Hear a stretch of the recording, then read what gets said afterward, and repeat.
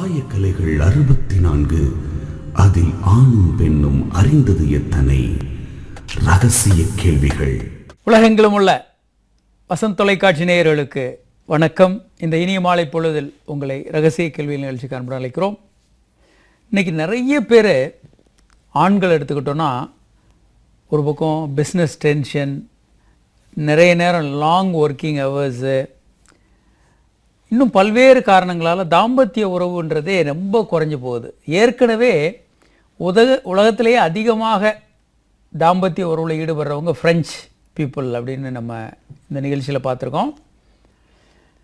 இப்போது இந்தியர்கள் எப்போதுமே கம்மி, இன்னும் இப்போது ரொம்ப குறைந்துக்கிட்டே வருகிறது. அதுக்கு பல காரணங்கள் இருக்குது.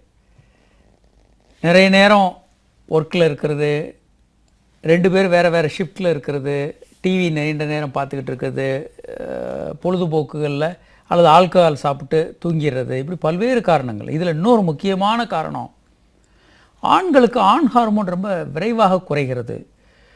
இதுக்கு குண்டாக இருக்கிறதுக்கு ஒரு காரணம். நம்ம அந்த நிகழ்ச்சியில் அதை பார்க்க போகிறோம். குழந்தைகளுக்குமே இப்போ குண்டாக கொழு கொழுன்னு குழந்தைய வளர்க்குறது ஆரோக்கியம் அல்லன்னு நம்ம பலமுறை இந்த நிகழ்ச்சியில் சொல்லியிருக்கோம். உங்கள் குழந்தை சரியான எடையில் இருக்க வேண்டும். அதிகமாக கொழு கொழு குழந்தைகள் ஆரோக்கிய குழந்தைகள் அல்ல. கொழு கொழு மனிதனும் ஆரோக்கிய மனிதன் அல்ல.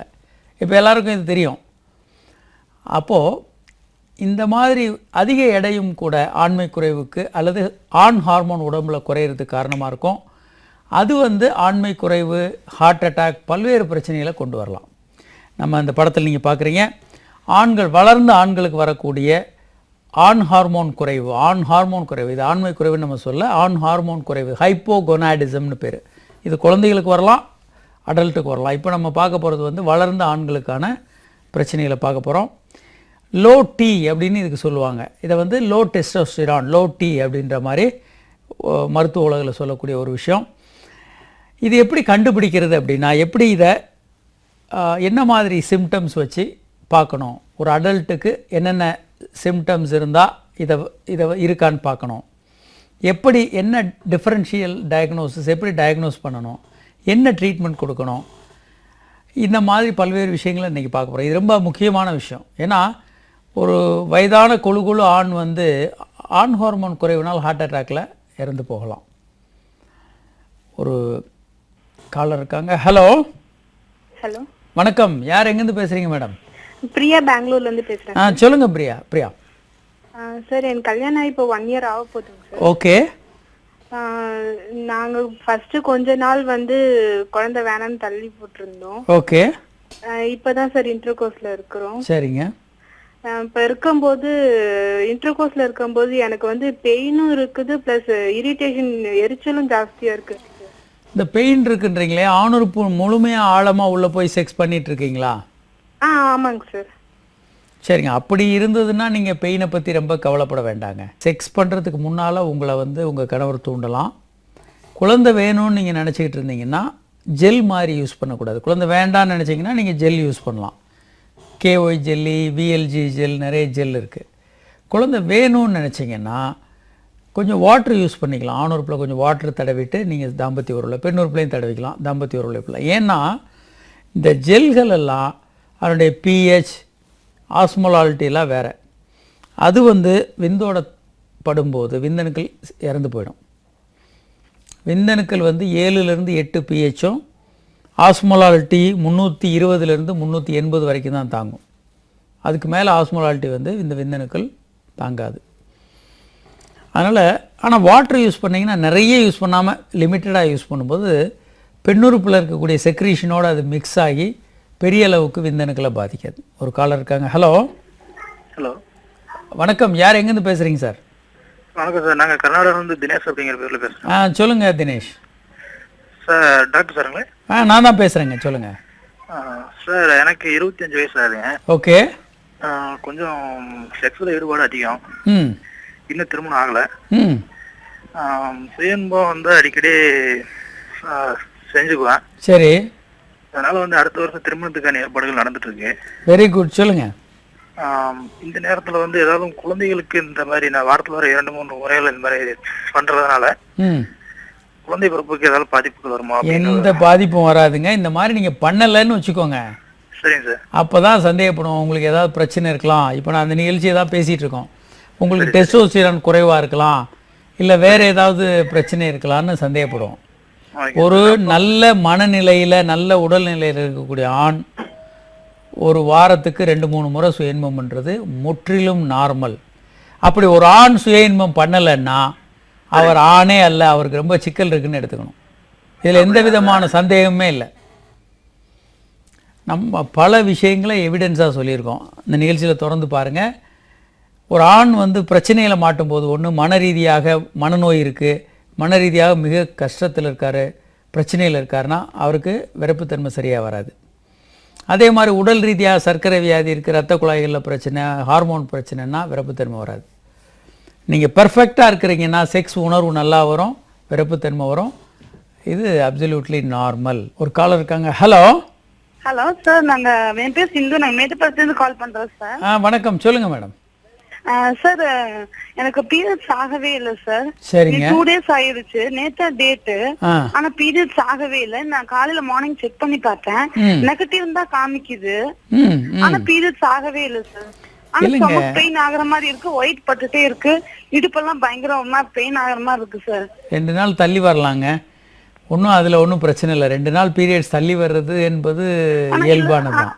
அது இல்லைங்க சார். அப்புறம் பாத்தீங்கன்னா போன மாசம் 27 days கரெக்டா ஆயிட்டு இருந்தேன். அதுக்கு முன்னாடி நாள் 27 days அந்த மாதிரி கரெக்டா ஆயிட்டு இருந்தேன் சார். இந்த மாசம் இன்னைக்கு இந்த தடவை தான் சார் இப்படி ஆயிருக்கு. ஆகலாம், ஒன்றும் பிரச்சனை இல்லை. நீங்க எதுக்கு ஏன் 2 நாள்ல பதட்டமாகறீங்க? ஒன்றும் இல்லை, நீங்க யூரின் டெஸ்ட் பண்ணி கன்சீவ் இருக்காது இல்லைங்க சார்?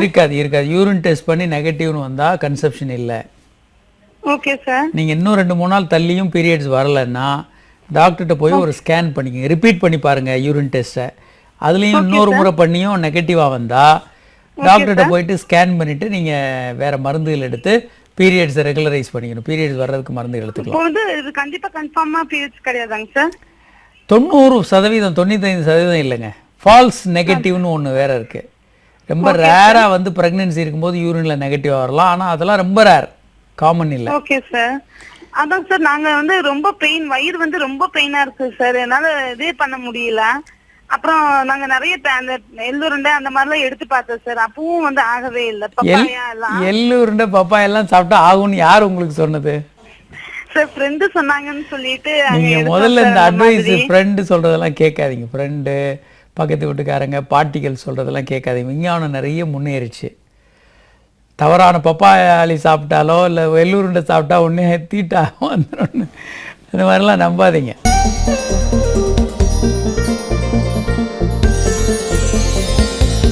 ரகசிய கேள்விகள் இடைவேளைக்கு பின் தொடரும்.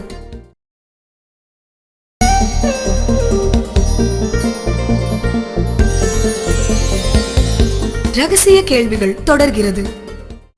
ஒரு காலர் இருக்காங்க. ஹலோ வணக்கம், யார் எங்கிருந்து பேசுறீங்க சார்? சொல்லுங்க சார். டாக்டர் வணக்கம் டாக்டர். கல்யாணம் ஆகி ஒரு 5 years ஆயிடுச்சு டாக்டர். சரிங்க சார். இன்னும் எங்களுக்கு குழந்தை கிடைக்கல. அவங்களுக்கு என்ன பிரச்சனை அப்படின்னா 6 மாசத்துக்கு ஒரு தடவை 8 மாசத்துக்கு ஒரு தடவை தான் பீரியட்ஸே வருதுங்க சார். சரிங்க. என்ன சார் செஞ்சுக்கலாம்? முதல்ல ஹார்மோன் ப்ராப்ளம் தாங்க மெயின் காரணம். ஒன்று நீர்க்கட்டிகள் இருக்கலாம், இல்லை வேறு சில காரணங்களால தைராய்டு போன்ற பிரச்சனைகள், எல்ஹெச் அதிகமாகுது.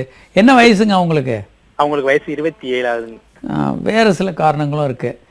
முக்கியமாக அந்த படத்தை இப்போ பார்த்தீங்கன்னா, ஒன்று ஜிஎன்ஆர்ஹெச்னு ஹைப்போதலாமஸில் இருக்குது, அங்கேருந்து ஹார்மோன் வரும்போது பிட்யூட்ரியில் அது எஃப்எஸ்ஹெச், எல்ஹெச் என்ற 2 ஹார்மோன்களை தூண்டுது.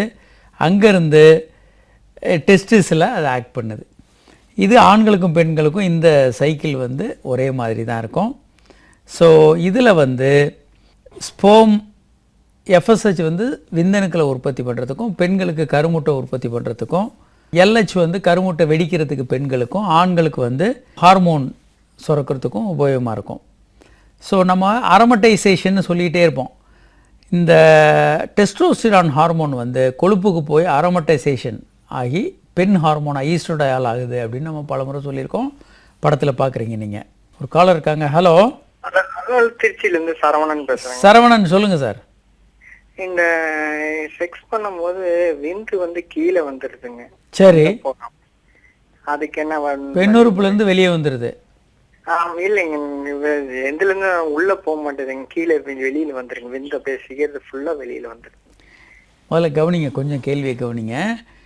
அதாவதுங்க பெண்ணுறுப்புக்கு உள்ளே போயிட்டு பெண்ணுறுப்புலேருந்து வெளியே வருதா, இல்லை ஆணுறுப்புலேருந்து கீழே விழுந்துருதா? ஆணுறுப்புல இருந்து செக்ஸ் போகும்போது உள்ள போக மாட்டேதுங்க, கீழே அப்படியே வந்துருதுங்க, வெளியில வந்துருதுங்க. இப்போங்க நீங்கள் தாம்பத்திய உறவு பண்ணும்போது ஆணுறுப்பு முழுமையாக ஆழமாக உள்ளே போகுதா இல்லையா? உள்ள போகுதுங்க. ஆமாம். அப்படி நீங்கள் விந்து வெளியாகும்போது உள்ளே வச்சு நீங்கள் டைட்டாக உள்ளே வச்சுக்கிட்டு நீங்கள் நிறுத்திக்க வேண்டியதானே, உள்ளே போய் எஜாக்குலேட் ஆகிடும்ல. சரி சரி. அப்போ என்ன பிரச்சனை வருது உங்களுக்கு என்ன நார்மல்னாங்க, நீங்கள் செக்ஸ் உள்ளே வச்சு பண்ணாலும் விந்து உள்ளே எஜாக்குலேட் ஆனாலும் நீங்கள் ஒரு 2 நிமிஷத்தில் பெண்ணுறுப்புலேருந்து அது வெளியே வந்துடும். இது பார்த்து பல ஆண்கள் பயந்துருவாங்க, எல்லாமே வெளியே வருதுன்னு. பெண்களும் பயப்படுவாங்க.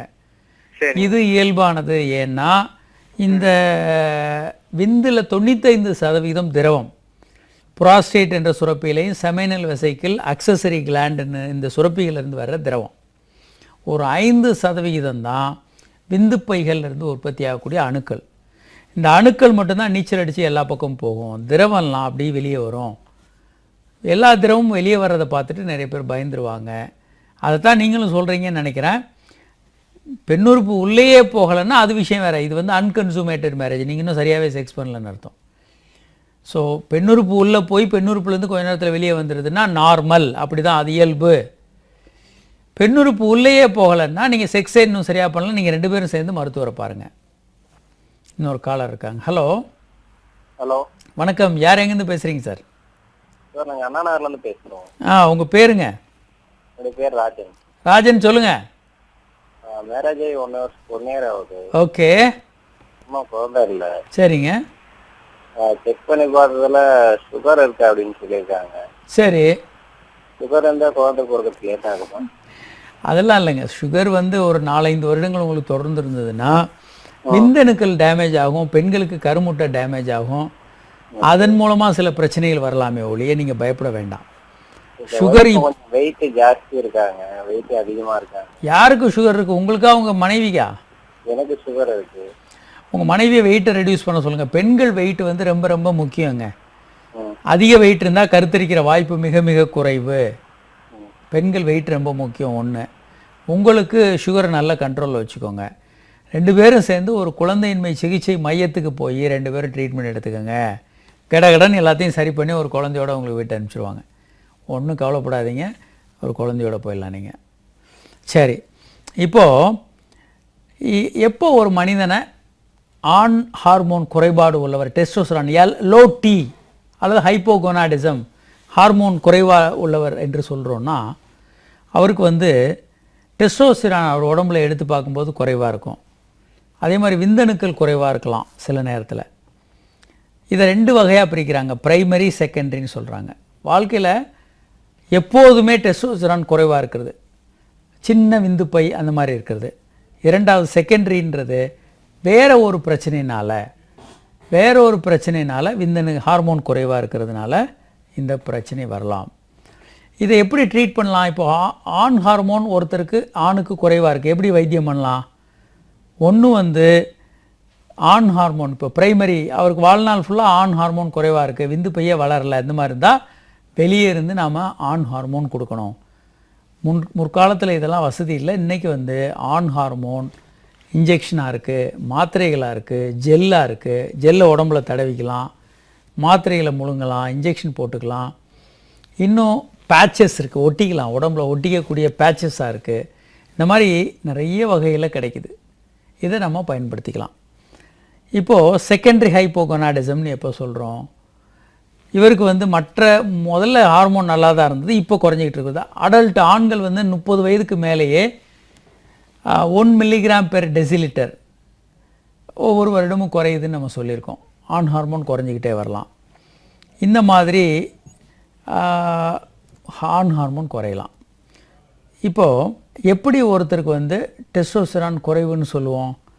2 அல்லது 3 டெஸ்ட் எடுக்கும்போது ஒவ்வொரு முறை டெஸ்ட் எடுக்கும்போது ஆண் ஹார்மோன் குறைவாக இருக்கும்.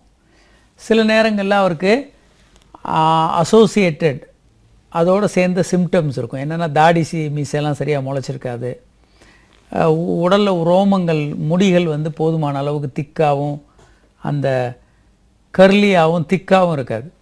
ரோமம்லாம் அந்த பூனை முடின்னுவாங்க, லேசான முடியாக தின்னா கொஞ்சமாக இருந்ததுன்னா ஆண் ஹார்மோன் குறைவுன்னு எடுத்துக்கலாம். அதே மாதிரி டெஸ்ட் எடுத்தோன்னா அவருக்கு பிளட்டில் டெஸ்ட் எடுத்தால் ஆண் ஹார்மோன் கம்மியாக இருக்கும். ஸோ இப்போது யாரெல்லாம் நம்ம ஆண் ஹார்மோன் குறைவாக இருக்குது அப்படின்னு டெஸ்ட் எடுக்கணும். ஒன்று வந்து அவங்களுக்கு செக்ஸில் பிரச்சனை இருக்குது, ஒன்று செக்ஸில் பிரச்சனை இருக்கவங்க. ரெண்டாவது வேறு சில காரணங்களால் அவருக்கு ஆண்மை குறைவு இருக்குது, இல்லை தாடி மீசை சரியாக வளரல, விந்து பை சின்னதாக இருக்குது, இப்படி அல்லது வயதாகி அவருக்கு செக்ஸில் ஆர்வம் குறைவாக இருக்குது, லோ டெஸ்டோஸ்டெரானுக்கான சிம்டம்ஸ் இரிட்டபிலிட்டி, ஞாபக மறதி, பல குழப்பங்கள் இருக்குது அவருக்கு வாழ்க்கையில்னா இவங்களுக்கெல்லாம் செக் பண்ணணும்.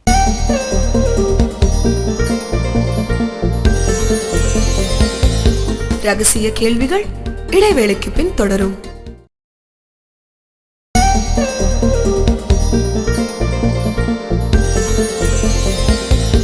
ரகசிய கேள்விகள் தொடர்கிறது. ஒரு காலர் இருக்காங்க. Hello. Hello sir, good evening sir. Good evening, சொல்லுங்க சார். சார் ஆக்சுவலாக நான் சென்னையிலேருந்து கால் பண்ணுறேன். எனக்கு ஏஜ் பார்த்தீங்கன்னா 21 சார். ஓகே, உங்கள் பேருங்க? பாண்டியன். சொல்லுங்க பாண்டியன். சார் எனக்கு என்ன ப்ராப்ளம்னா மார்னிங்கில் மோஷன் போகும்போது பார்த்தீங்கன்னா செமன் லீக்கேஜ் இருக்கு. இது வந்து டாட் சிண்ட்ரோம்னு இதுக்கு பேருங்க. Okay sir. இது என்னன்னா நீங்கள் வந்து இந்தியன் டாய்லெட் மாதிரி உட்காந்து முக்கும்போது மேலேருந்து டயஃப்ரம் அழுத்துறது, கீழ்ப்பக்கமாக இருந்து ப்ராஸ்டேட் சுரப்பி, அதாவது கீழேருந்து நீங்கள் உங்கள் வெயிட்டெல்லாம் வச்சுருக்கும்போது ப்ராஸ்டேட் சுரப்பி அழுத்தப்பட்டு விந்து வந்து ஒரு பிட்டு வெளியே வந்து விடும். இதுக்கு வந்து டாட் சிண்ட்ரோம்னு பேர். நீங்கள் இதை பற்றி பயப்பட வேண்டாம், இது அப்சல்யூட்லி நார்மல். நீங்கள் போய் இந்தியன் டாய்லெட்டில் உட்காரம், வெஸ்டர்ன் டாய்லெட்டில் உட்காருங்க. யூரின் போனீங்கன்னா நின்றுக்கிட்டு யூரின் போங்க, முக்காதீங்க. இந்த பிரச்சனையிலேருந்து பெருமளவு வெளியே வந்துடலாம். அப்படியும் உங்களால் வெளியே வர முடியலைன்னா சில மருந்துகள் இருக்குது, இதில் குறைச்சிக்கலாம். இதை குறைக்கணும்னு அவசியம் இல்லை. உங்களுக்கு பயம் இல்லைன்னா இதை நம்ம நார்மல்னு எடுத்துகிட்டு போயிட்டே இருக்கலாம். ஏன்னா அதில் வந்து விந்து உயிரணுக்கள் இருக்காது, ப்ராஸ்டேட் சுரப்பி. விந்து உயிரணுக்கள் இல்லாத ப்ராஸ்டேட் தான் அது. ஒரு காலர் இருக்காங்க. Hello sir. வணக்கம் சார். எனக்கு மேரேஜ் ஆகி 1 month ஆகுதுங்க சார். உங்கள் பேர் என்ன சார்? பேர் நயனாருங்க சார். நயனார், சொல்லுங்க சார்.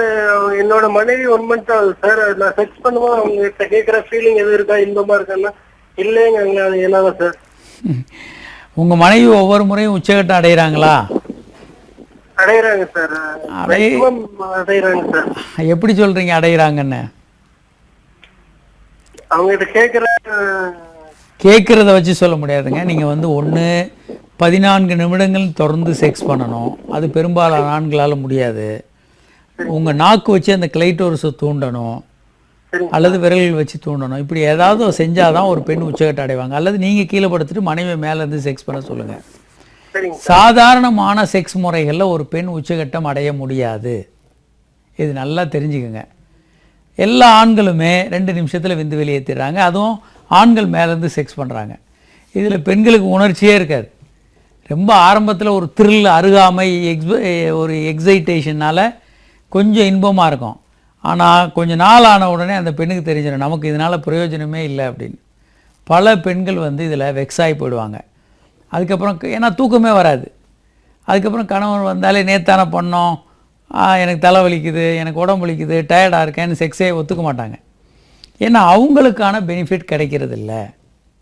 ஸோ ஒரு ஆண் வந்து கண்டிப்பாக ஒரு பெண்ணை எப்படி உச்சகட்டம் கொண்டு செல்வதுன்னு கற்றுக்கொள்ளணும். அதுமாதிரி ஒரு பெண்ணும் கற்றுக்கொள்ளணும். கண்டிப்பாக ஒரு ஆணை எப்படி தூண்டி பல்வேறு முறைகளில் தூண்டணும், பல்வேறு விஷயங்களை 2 பேரும் கற்றுக்கிறது ஒரு இனிய தாம்பத்தியத்திற்கு ரொம்ப ரொம்ப அவசியம். 2 விஷயங்களை திருமணத்துக்கு முன்பு நீங்கள் கற்றுக்கணும். ஒன்று, உறவுகள். கணவன் மனைவி 2 பேரும் வேறு வேறு இடங்கள்ல இருந்து பிறந்து வேறு வேறு இடங்களில் வளர்ந்து ஒன்றா சேர்றாங்க. பழக்க வழக்கங்கள் எல்லாமே வேறையாக இருக்கும். ஒருத்தரை ஒருத்தர் மதித்து அன்பு செலுத்துறதுக்கு கற்றுக்கொள்ளணும். 2வது, தாம்பத்திய உறவில் ஒருத்தரை ஒருத்தர் தூண்டி திருப்தி அடைகிறதுக்கு கற்றுக்கொள்ளணும். அதை நீங்கள் கற்றுக்கொள்ளலைன்னா உங்களுக்கு சிக்கல்கள் அதிகமாக இருக்கும். ஒரு காலர் இருக்காங்க. ஹலோ. ஹலோ, வணக்கம். யார் எங்கேருந்து பேசுகிறீங்க சார்? சார் நான் என்னோட பேர் வந்துட்டு அருண். நான் சென்னையிலேருந்து கால் பண்ணியிருக்கோம் சார். சொல்லுங்கள் சார். எனக்கு மேரேஜ் ஆகிட்டு பார்த்தீங்கன்னா 1 month ஆகுது. ஓகே. ஆக்சுவலா இப்போ என் வயசுக்கு என்னது பாத்தீங்கன்னா இப்போ செக்ஸ் பாத்தீங்கன்னா எனக்கு வெந்து நான் உள்ள போயிருக்கேன். ம் இப்ப எப்போ சார் தெரியும் அது கன்சியா இருக்காங்கன்னு சொல்லிட்டு? கன்சீவ் ஆனது அவங்க கர்ப்பமானது எப்போ தெரியும்னு சொல்கிறீங்க? ஆமா, எப்போ தெரியும்? இப்போ எத்தனை மாதம் ஆச்சுங்க கல்யாணம் ஆகி? எனக்கு 1 month சார். ஒரு மாதத்துலேயே இதை நேரம் முதல்லங்க இதை பற்றிலாம் கவலைப்படாமல் 1 வருடம் ஒழுங்காக ரெகுலராக செக்ஸ் பண்ணுங்கள் டெய்லி. சரிங்க சார். 1 வருடத்தில் அவங்க கர்ப்பமாகலைன்னா தான் இதை பற்றிலாம் கவலைப்படணும். ரைட், நீங்கள் கேட்ட கேள்விக்கு நான் பதில் சொல்லிடுறேன்.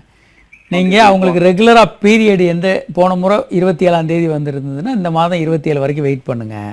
Okay sir. அதுலேருந்து ஒரு 4-5 நாள் தள்ளி பீரியட் வராமல் தள்ளி போச்சுன்னா யூரின் டெஸ்ட் பண்ணக்கூடிய ப்ரெக் கலர் கார்டு, ப்ரெக்னென்சி டெஸ்ட் பண்ணக்கூடிய கார்ட்ஸு இப்போ எல்லா ஃபார்மசிலையுமே கிடைக்குது.